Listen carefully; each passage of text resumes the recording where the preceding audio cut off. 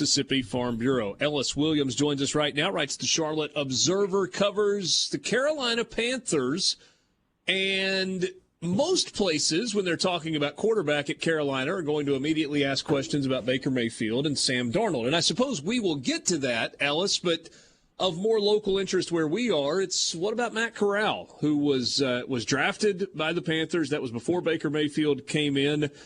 Some stories popped up last week about the fact that Corral seems to be having a really good camp. What can you tell us about Corral and Carolina so far? Yeah, it's obvious that all eyes are on Matt Corral every time he steps on the field. The fans have been pouring out down in Spartanburg, South Carolina, to support their Carolina Panthers, but every time Matt Corral is either warming up and throwing into the big nets in the back of the end zone and doing nothing but buckets when he does that, or when he gets the rare second team opportunity to go out there and lead maybe a 2-minute drive or some situational offense. It's all eyes on him, like I've been saying. And the results have been mixed on the field, and not because of anything he's doing wrong. For example, the last time he had a team situation, he had a promising 4-play drive, I believe 5-play drive, that ended with the running back fumbling a pitch out. And then because it's situational, Matt Rule stops the drill and says, all right, next team up, going the other way. It's a turnover. So, those type of things are just out of Matt Corral's control.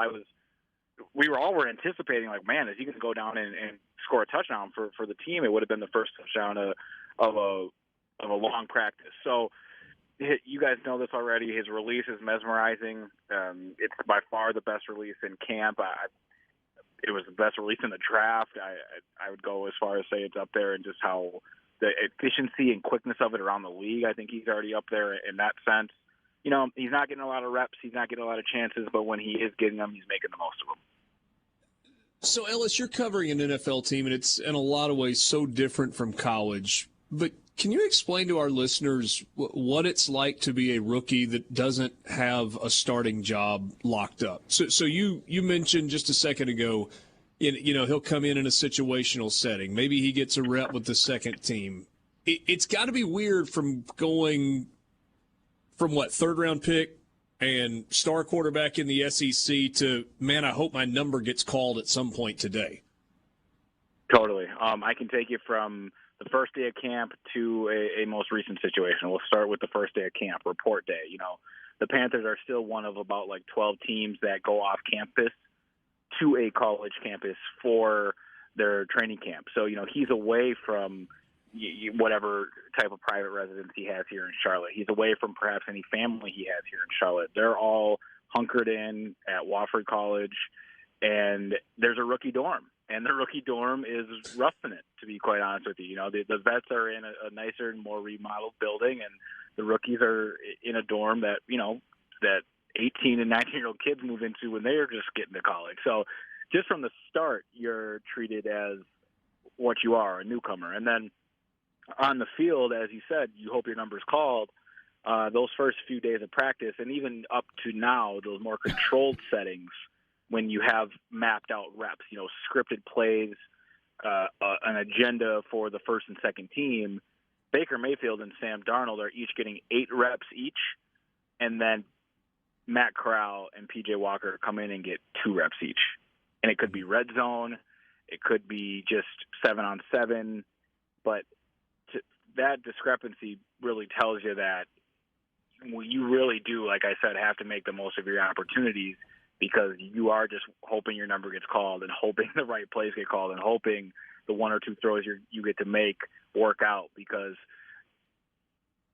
the presumed starters, the 2 competing for the starting job, Baker and Sam Darnold, are literally getting 4 times the amount of opportunities that you are as a rookie.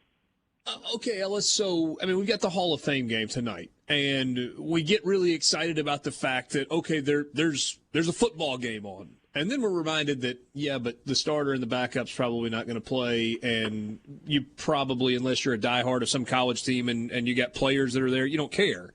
We're excited about it simply because it's football. I'm curious about the Panthers' preseason games this year, because normally that's a time where a guy like Matt Corral would get more reps, and you'd get a chance to see him in some live action. But because of the competition to be the starter with Baker and Sam, is that going to limit the number of reps that Matt Corral gets in the preseason? Is he going to have to wait to game 3 or 4 to really get significant reps in a game setting? Man, I wish I could break some news on your radio show and on this spot and give you a concrete answer, but it's the million-dollar question. We do not know how these preseason reps are going to shake out between the 4 quarterbacks, because I haven't mentioned P.J. Walker really yet, but P.J. is a guy who he's Matt Rule's most winningest quarterback while he's been here. He's 2-0. He, of course, has history with Matt Rule playing at Temple, so he is going to get enough opportunity as well on top of the quarterback competition, on top of trying to get your third-round pick some reps. So I'm not sure how Carolina is going to distinguish those reps. I have a feeling they don't really know exactly yet, but I'm comfortable in saying that I anticipate Matt Corral will play. We'll see a good amount of Matt Corral in the preseason. I'm comfortable with saying that. I think come week 3 of the preseason, you'll see a starter be named eventually. You'll see either Baker or Sam, likely Baker, get the bulk of the reps. And then it really will be, those third and fourth quarters will belong to Matt Corral and P.J. Walker. And I could see them even breaking it up exactly how I just laid it out. The third quarter going to P.J., the fourth going to Corral, and then the next game, the third quarter belongs to Corral, and P.J. ends the game. I could see that happening. Regardless of how this shakes out, I think Matt's going to have a lot of chances to play live NFL football this preseason. Ellis Williams from the Charlotte Observer, see if I can talk, from the Charlotte Observer, joining us on the Farm Bureau phone line. Let me ask you about somebody not named Matt Corral. Christian McCaffrey. So year 2 in the league was great. Year 3 in the league was even better. Year 4, 2020, played in 3 games, and last year in 7 games. What is the thought on Christian McCaffrey? Can he get through a season healthy? And I know sometimes injuries, they're unpredictable and they're freak deals, but doesn't he change everything if he's healthy? Yeah, it does change everything if he's healthy, and he is a bit of a conundrum for me to figure out. He played 46 straight games through his first 3 years, and then you laid out what has happened these past 2 years: 10 games and in 23 appearance or in available games. Yeah. So he's a guy who, yes, has been battling some nagging injuries, but his most recent one that kept him out the last 4 or 5 games of the season was just a fluke ankle injury. He was in pass protection, was completely healthy, and he had a defensive end roll up on his ankle while he was in pass pro. And just with the state or the Panthers season, not really playing for anything, it made the most sense to keep him out. So a lot like everybody in Carolina, Matt Rule, the quarterbacks, I think Christian McCaffrey is in a make or break year, not for his career, but just really his future in Carolina.